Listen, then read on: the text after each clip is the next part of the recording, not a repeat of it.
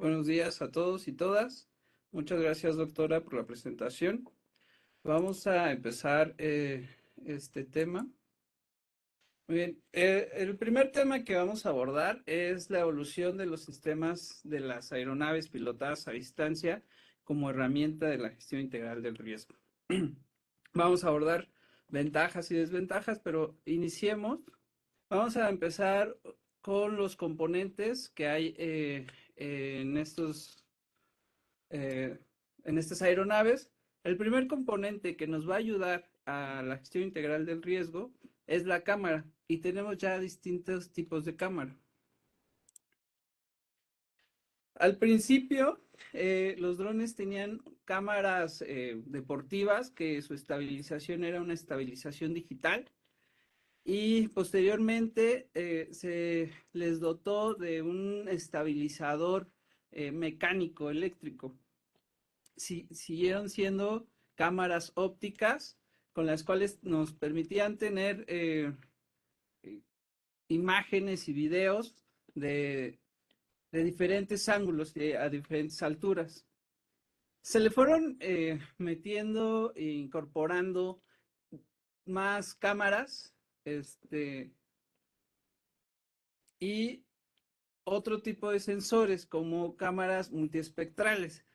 Este tipo de cámaras multiespectrales, lo que va a ocurrir es que nos va a dar diferentes rangos de frecuencia, diferentes colorimetrías, que nos permite, y lo verán con el licenciado Gustavo, cómo pueden hacer un análisis incluso hasta de vegetación. Y recientemente ya se han integrado sensores LIDAR. Estos sensores LIDAR son impulsos eléctricos que rebotan en la superficie terrestre, y eso nos permite tener mayor definición de la área sobrevolada. Otro dispositivo que nos va a ayudar es el GPS, porque cada una de estas imágenes le va a dotar de metadatos a cada archivo, que le va a permitir a un postproceso armar, ¿no?, un rompecabezas, que lo vamos a ver en una gráfica más adelante. Y también recientemente han puesto RTK dentro de los drones. Y el RTK, para fines prácticos, nos permite tener más constelaciones de satélites de ubicación. Y bueno, los sensores de proximidad, estos sensores de proximidad nos hacen tener un vuelo más seguro para los pilotos, porque a veces tenemos que intervenir, ¿no?, en emergencias y desastres, y los terrenos no son los más planos, ¿no? Son terrenos bastante accidentados, e incluso en unas misiones de planeación Normalmente los terrenos o el área a volar es bastante complicada. Entonces, tanto sensores visuales como cámaras de baja resolución o sensores ultrasónicos nos van a permitir como operadores de los drones a tener vuelos más seguros. Claro, esto no garantiza que el dron sufra algún incidente, solo es una ayuda electrónica para poder volar más seguros. Vamos a ver cuáles son las dificultades y ventajas. Las dificultades y ventajas desde hace mucho tiempo en la GIR es el tiempo. Siempre estamos en contrarreloj. No sabemos cuándo va a ser el siguiente sismo. No sabemos dónde va a ser el siguiente sismo. No sabemos cuántos huracanes de alguna intensidad importante nos vamos a enfrentar en nuestra próxima temporada. Todo esto nos limita el tiempo, aunque hay fenómenos o amenazas muy marcadas, ¿no? Hay otras que no, hay otras que pueden ocurrir en cualquier momento. Y otra dificultad desde hace mucho tiempo es el dinero. No hay un recurso que nos permita tener el dinero que se requiere para cubrir, ¿no?, cada una de las amenazas en todo el territorio nacional, y más aún que el territorio nacional es bastante grande.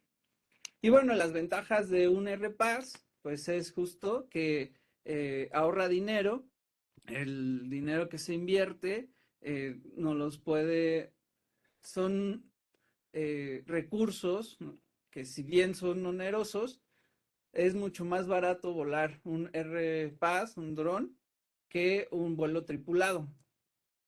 Además que los drones, casi en su mayoría, son libres de mantenimiento. Y también el tiempo. El tiempo es vital, recolectamos la información en menor tiempo y el procesamiento es también en menor tiempo. ¿Por qué es esto? Porque también como los drones vuelan por debajo de las nubes, la imagen que obtenemos nos va a servir y solo podemos volar una o dos veces y no esperar al satélite que pase en su rutina, ¿no? Que esto puede tardar horas, pueden ser días. Bien, pues vamos a hablar de cómo intervienen los RPAs en la GIR.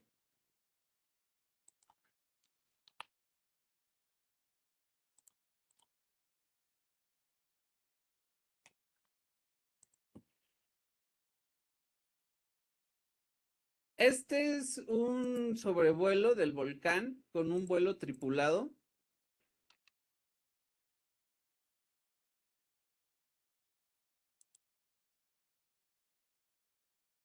Tenemos aquí unos. Ok, este es un vuelo del volcán con un vuelo tripulado. Esto fue en el año 2020 y como vemos es una imagen que no está estabilizada. Aquí nuestra compañera se cansó porque además son difíciles estos vuelos a más de 5,000 metros de altura. Hace mucho frío, hay poca oxigenación y normalmente se eligen a investigadores, ¿no?, importantes para que puedan hacer este sobrevuelo. En la crisis del 2023, donde fue la última vez que el volcán Popocatépetl tuvo eh, la, el semáforo de alerta estuvo en amarillo fase 3. La Secretaría de Marina utilizó un dron para identificar qué es lo que ocurría en el cráter. Aquí podemos ver que ya la imagen es más estable e incluso podemos intercambiar a imágenes térmicas. ¿Qué pasa aquí? Bueno, lo que aquí pudieron identificar nuestros investigadores es que en efecto había un domo y la temperatura que había en el interior. Este, a diferencia de un vuelo tripulado, es menor el tiempo, porque de lo contrario se tendría que coordinar, ¿no? Con alguna agencia, ya sea el Guardia Nacional o la misma Marina, y el precio que conlleva elevar un helicóptero, incluso el riesgo, es muy alto. Otra imagen, bueno, este es un video en Valle de Chalco, fue en 2019. Aquí identificamos una grieta y pudimos recorrer con un dron todo la grieta por donde cruzaba, ¿no? Incluso arriba del lado izquierdo hay una primaria. Entonces podemos identificar, ¿no? Con un dron qué es lo que está cerca y cuáles son los sistemas expuestos.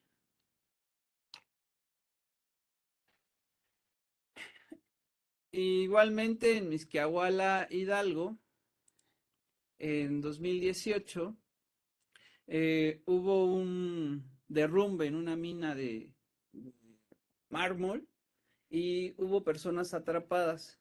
Con una maquinaria mano de chango se empezó a escarbar justo para la recuperación de los cuerpos. Y lamentablemente hubo 3 víctimas y se recuperaron. ¿Qué se hizo con un dron? El dron identificó una grieta sobre la pared de la mina. Claro que muchos aquí podrían decir, lo podríamos hacer con una caminata, pero esta caminata implicaría arriesgar a nuestros compañeros de deslizamiento de laderas para identificar esta grieta. Una vez que se identificó esta grieta, esto fue en agosto, entonces estábamos en plena temporada de lluvias. Se tapó, lo siguiente fue tapar esa grieta con plástico para que en caso de haber lluvias, esta agua no se eh, filtrara por la grieta y perdiera esta fricción y cayera sobre las labores de rescate. Entonces, esta misión la podemos catalogar en la etapa de previsión en la gestión integral del riesgo.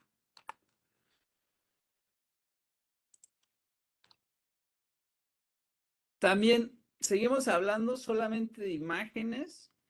Esta misión fue en 2017, en el sismo del 7 de septiembre. Esto fue en Juchitán. Del lado izquierdo, eh, vamos a tener la imagen a ras de piso. Entonces, si en este colapso de este edificio solamente tuviéramos la imagen a ras de piso, el, el único riesgo que se podría observar es ese poste que está enmarcado en el triángulo, en el recuadro amarillo. Del lado derecho se hizo un vuelo con dron y pudimos encontrar que en la losa de techo se encontraban peso muerto. Afortunadamente solamente eran el aire acondicionado y se procedió a revisar si había alguna víctima.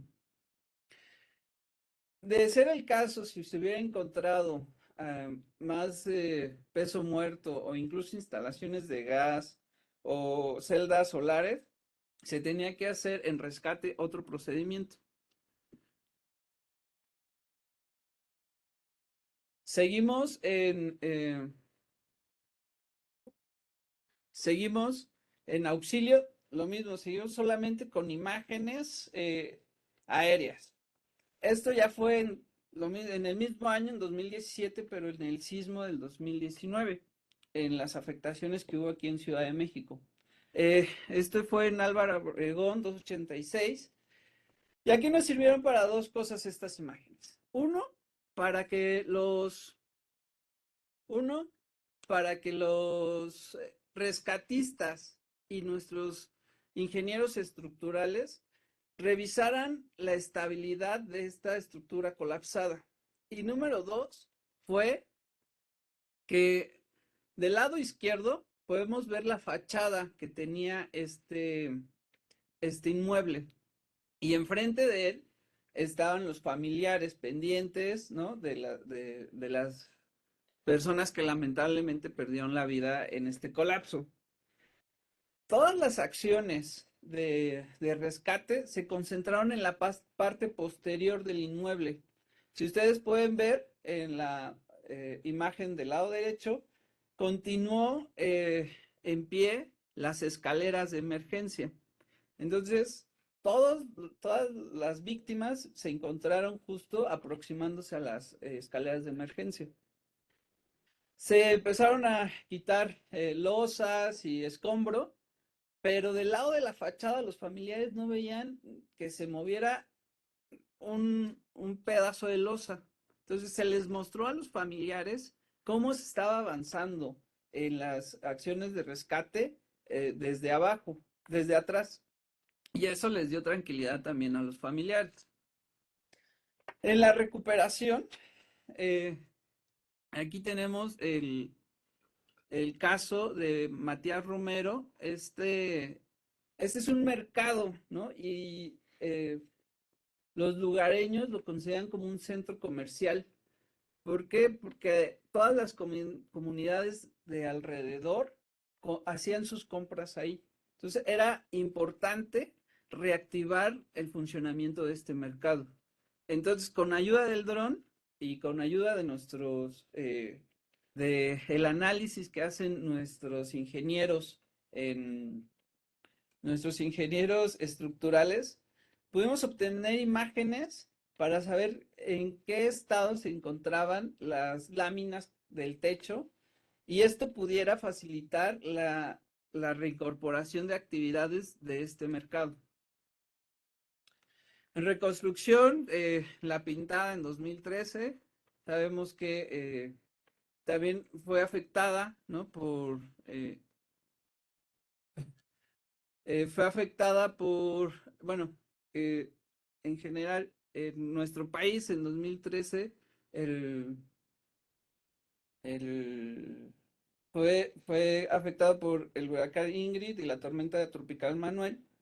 Y la pintada fue un caso icónico en el cual se tuvieron que hacer obras de remediación de laderas. Hubo un repellado en la ladera, que es el recuadro amarillo que está marcado con el número 1, y también hubo injertos de vegetación, ¿no? Que es la figura número 2, que está de color rojo. Esto con un dron nos permite revisar el estado que tienen la vegetación y el repellado que tiene la ladera. Vamos a continuar con otra aplicación, pero ¿qué es cómo se hacían estas observaciones antes de de los drones? Bueno, pues nuestros compañeros de deslizamiento de laderas se ponían en un punto fijo dentro, enfrente de la ladera y con una cámara fotográfica tomaban diferentes fotos, ¿no? Con tal de cubrir toda la ladera. Posteriormente se llevaban a revelar y estas se hacían un rompecabezas y con eso nuestros compañeros hacían su análisis. Esto se hacía ya en el 2001, no es que estuvieran mal, esa era la forma de hacer el análisis en ese año y así se sacaba el trabajo antes de que llegaran los drones. ¿Qué pasó después? Bueno, con ayuda de los drones se pueden, este es el caso del río Miscuac, eh, eh, con ayuda de un dron se volaron 140 hectáreas a una altura de 100 metros. Se obtuvieron 2.253 imágenes y cada una de ellas tenía un metadato de latitud, longitud y altitud. Estos metadatos es lo que permite armar este rompecabezas que están viendo. También con eso se hace la nube de puntos y entre más fotografías vamos a tener una nube de puntos más densa. ¿Para qué nos sirven estas imágenes? Bueno, con un procesamiento se puede tener un ortomosaico que nos va a dar una imagen de todas las 150 hectáreas que se volaron.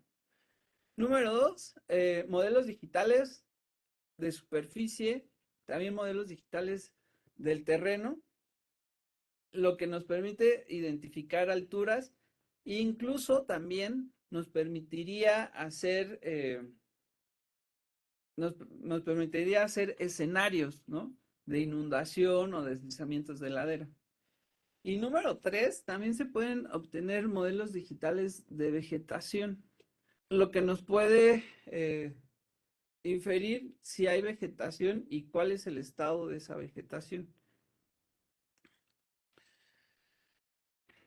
Con estos modelos, les comentaba, se pueden hacer escenarios. Este es un escenario donde no hay obras de mitigación. eh, con una lluvia, ¿cómo se podría comportar este río? Y con escenarios, este escenario es ya con obras de mitigación. Entonces nos permite saber en dónde pueden ir las obras de mitigación y qué tipo de obras de mitigación, incluso el material.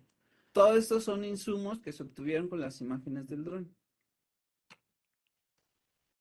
Como ya les había dicho, antes se utilizaban imágenes de satélite.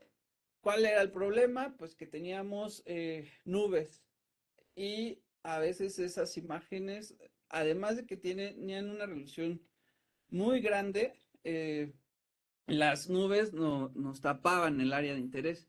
Y como un dron vuela por debajo de las nubes, eh, nos permite hacer esta recolección de imágenes al primer o por mucho en el segundo vuelo.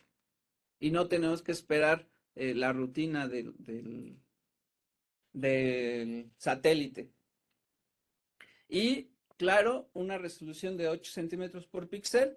En esta imagen, en la parte de arriba podemos ver esta resolución que se obtiene por dron y la parte de abajo es la misma imagen, pero con una resolución que se obtiene por satélite, con imágenes procesadas. ¿Qué ha evolucionado también? Ha evolucionado el marco legal. Desde el 2010, en México, en ese entonces la DGAC publicó una circular obligatoria.